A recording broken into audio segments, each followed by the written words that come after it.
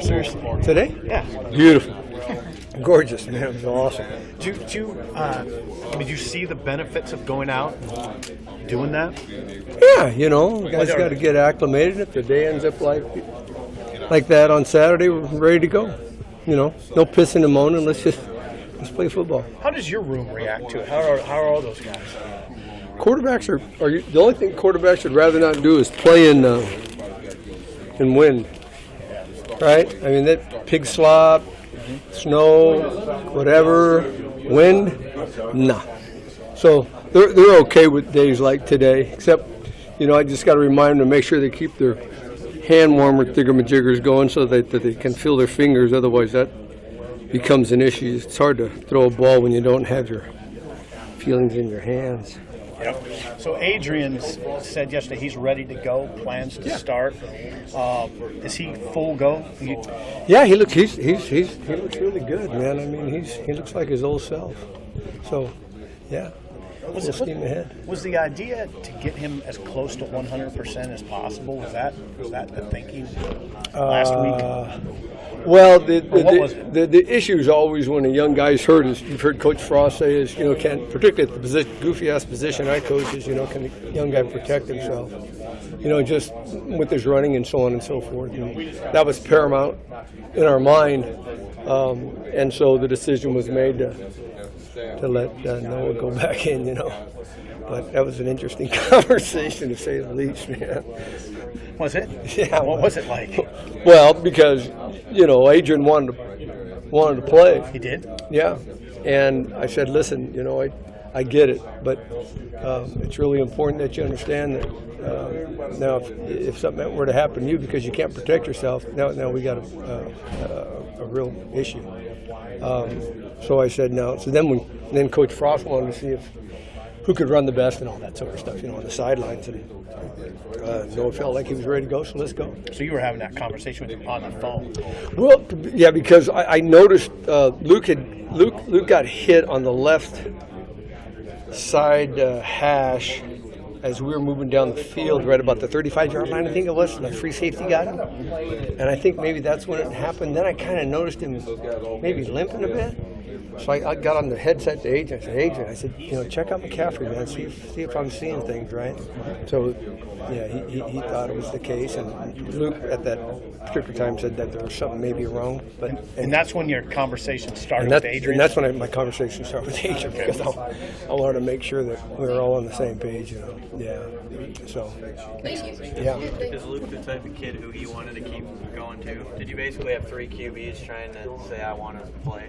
Yeah, it was a little surreal. I don't know that I've ever been in that situation before. But Luke wanted to continue to go, and Noah wanted back in, and Adrian wanted in. I was ready for Coach Frost to say, "Put me in, man. Let me go." But so it was interesting, to say the least.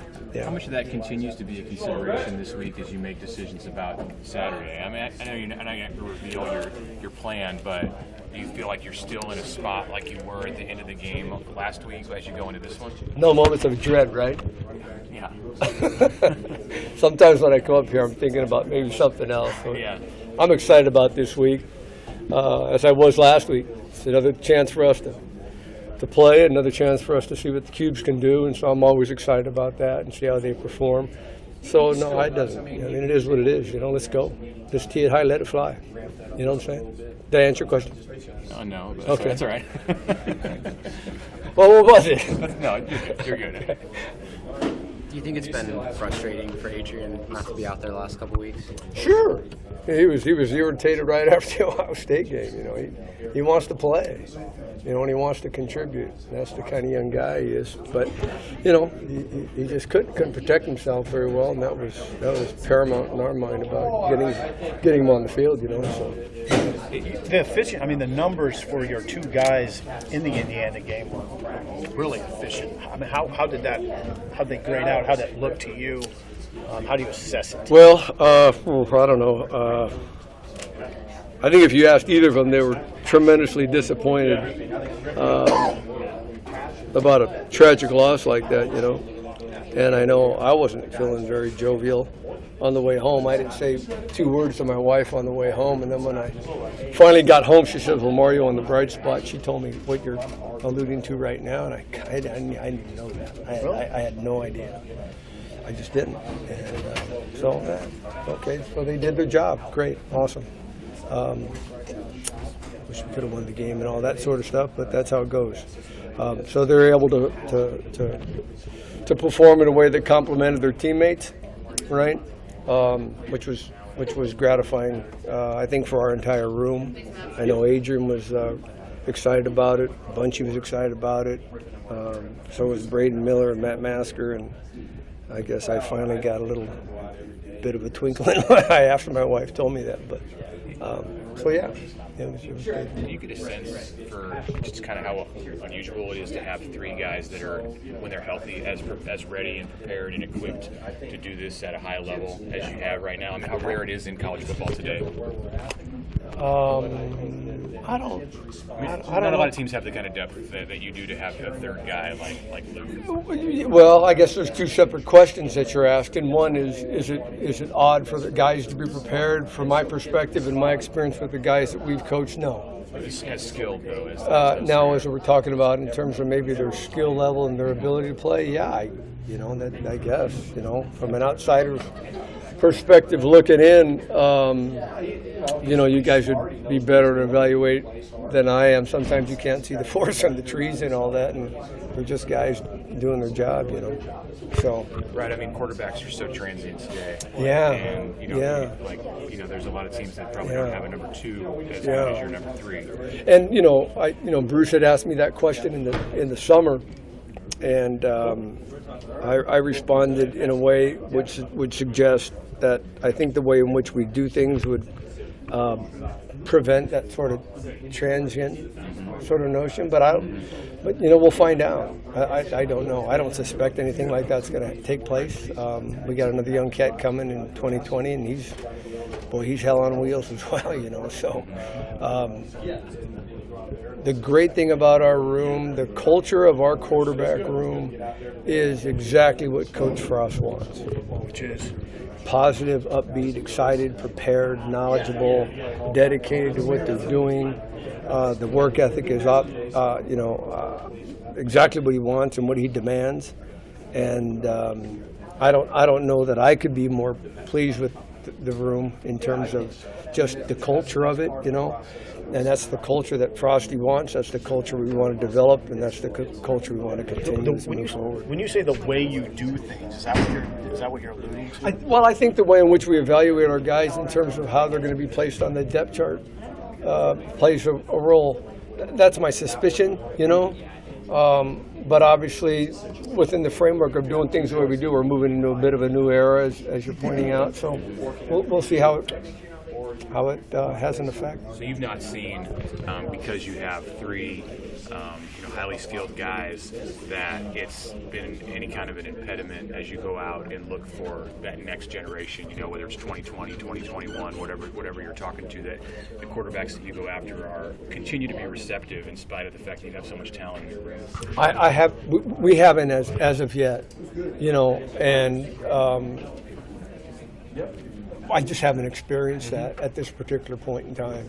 So it's been really good. I think the attraction of, number one, of coming here and playing for Coach Frost is just off the chains, right? To use sort of a modern phrase, I guess. And then the notion of playing here at Nebraska, particularly when the guys come and visit and they get a chance to see what it's like here. There's really nothing like that in the country, truly. And I think that catches their attention probably as much as anything, really, yeah. Mario, what do you see from Scott at the top when it's not going necessarily how you want it to, and just his leadership style, in those situations too? In what situations? Well, when after a tough loss, or when your record's maybe not where you want it to be, and all that. As a position coach or any coach, you get irritated about certain things, but in terms of how he handles himself, he's a cat that I've at least here in the building and going from day to day and moment to moment is a guy that doesn't get too high and doesn't get too low about these things, has a real positive outlook on and realistic outlook perspective on where we are and what we're doing and where we plan on going as we move forward.